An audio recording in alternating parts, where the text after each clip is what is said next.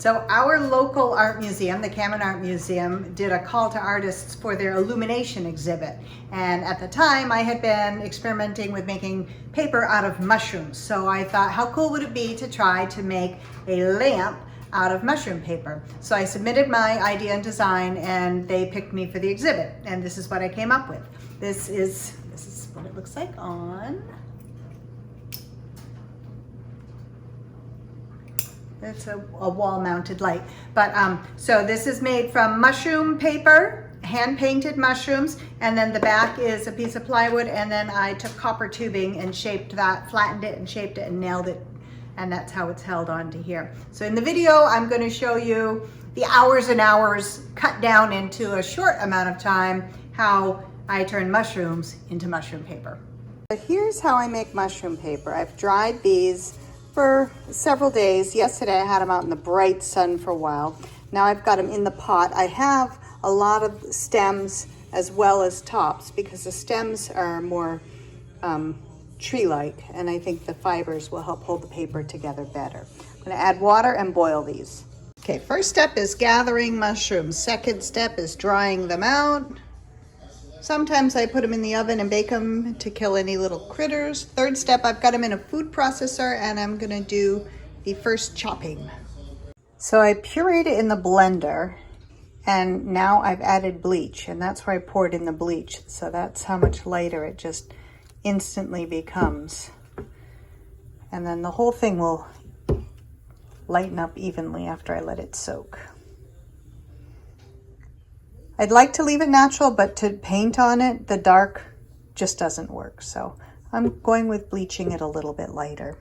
So I've bleached it, and I have to rinse out all that bleach, but I have to keep all the pulp. So what I found works best is I've taken an old pillowcase and I've dumped all the pulp into here, and I just keep adding water and rinsing that, because the pulp won't come through the fibers, but the water will. So I've got almost all the bleach rinsed out. It's a great way to do it. And then I just hang it and get the last bits of the water out. So after I blended it the first time and bleached it, I felt like it still has a little bit too many chunks in it. So I'm going to blend it one more time. Okay, now it's an absolute beautiful consistency and I can start making paper. So the way I make a sheet of paper is I take this frame that I have. It's a plastic screen glued over a wooden frame, and it has a top to it, but it's not the size I want. So I'm using something different. So I take a piece of linen, I put that down, I've wet it first. It just drains the water better. And this is just an old wooden frame. I set that on top of it, and I've got my pulp in water, and I'm just gonna dump about 5 cups of this pulp over my frame. Normally you would just scoop the screen into your pulp, but I don't have a big enough bin for that. So I'm pouring it over, and the water is going to drain out of that, and it's just going to be left with the pulp.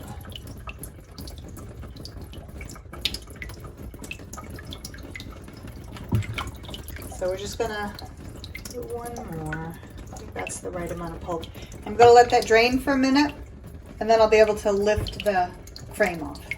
So most of the water has drained out, and I can just stick my finger into it and kind of feel that it's an even amount of pulp all the way around. I like to move the screen around a little bit, and I mean the frame, and then I can just lift that right off. So that's pretty much the way I like it. I'm using a ruler because there was some overflow there. And then what I do is take another rag, a linen rag, and I'm going to set it on top of it and squeeze out a little bit more of the water, and pressure is what's going to push that pulp, all mash it together and make it hold tight. So I'm gonna put some pressure on it here. I'm gonna check the ends out and make sure I like the way that looks. And it looks pretty even. It's not perfectly even, but it's handmade paper.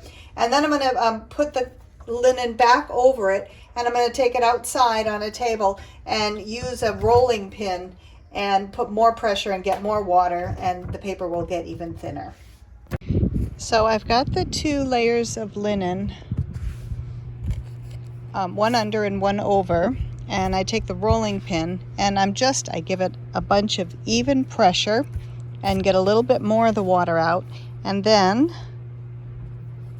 I can pull the top off, and that's what it looks like, and it's going to dry completely on this piece of linen, and that's what's going to give it the great texture on the back side.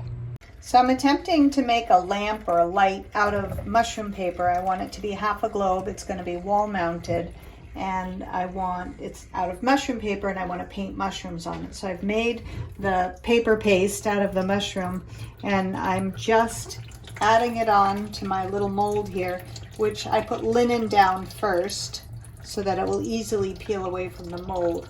And I'm just putting the pulp on and patting it into place, trying to make it the same thickness all the way around. I also treated the pulp with borax so that it will be flame retardant. This will be an interesting experiment. So I'm attempting to make a light or lantern out of mushroom paper, and I have a mold, and I spread my pulp all over, and then I pressed the linen very hard all the way around it to give it that nice linen texture on the paper. There's also a piece of linen stretched out over my mold, so hopefully that will make it easy to take off the mold when it's dry. We'll see how this works. It's all dried. So I've taken the clips off and trimmed the edge. I've tested a piece of it. It is in fact flame retardant. And look how cool the light shines through it. Now to paint some mushrooms on it. But first I have to figure out the distribution of the mushrooms.